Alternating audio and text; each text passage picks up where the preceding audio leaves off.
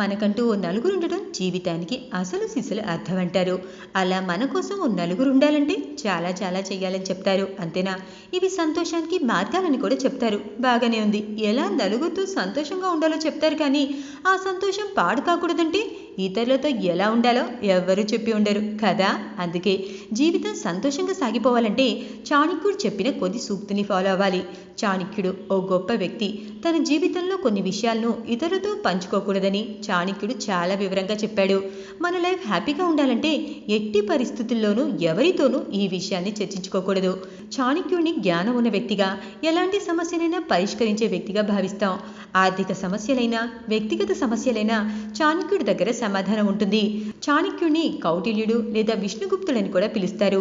ఇతని ఆలోచనలు, చెప్పే విషయాలు ప్రస్తుత రోజుల్లో కూడా మనుషుల జీవితంలో చాలా ఉపయోగపడతాయి.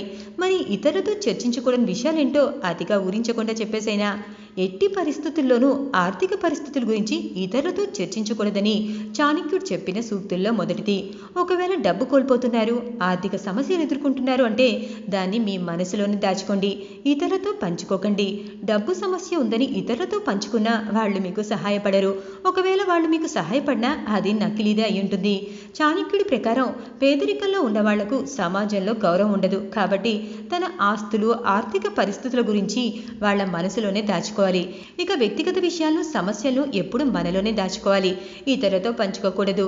తమ వ్యక్తిగత సమస్యలను ఇతరులతో పంచుకుంటే వాళ్ళు మిమ్మల్ని ఎగతాళి చేస్తారు, మరింత కిందికి తొక్కేస్తారు, మీ వెనుకకు వెళ్ళి నవ్వుకుంటారు. ఇక అన్నిటికైనా ముఖ్యమైనది, ఓ వ్యక్తి తన భార్య వ్యక్తిత్వం గురించి ఎట్టి పరిస్థితుల్లోనూ ఇతరులతో పంచుకోకూడదు. తన భార్య వ్యక్తిత్వం గురించి ఇతరులతో పంచుకోవటం వల్ల తర్వాత భయంకరమైన పరిణామాల్ని ఎదుర్కోవాల్సి వస్తుంది. ఒకవేళ మీరు ఎప్పుడైనా ఇతరుల వల్ల అవమానానికి గురై ఉంటే, సమాజంలో మీపై నిర్లక్ష్యం ఉంటే ఆ విషయాన్ని కూడా ఎట్టి పరిస్థితుల్లోనూ ఇతరులతో పంచుకోకండి. ఒకవేళ ఇలాంటి విషయాలు ఇతరులకు చెప్తే వాళ్ళు నవ్వుకొని ఎంజాయ్ చేస్తారు తప్ప మీకు ఒరిగేదేది ఉండదు.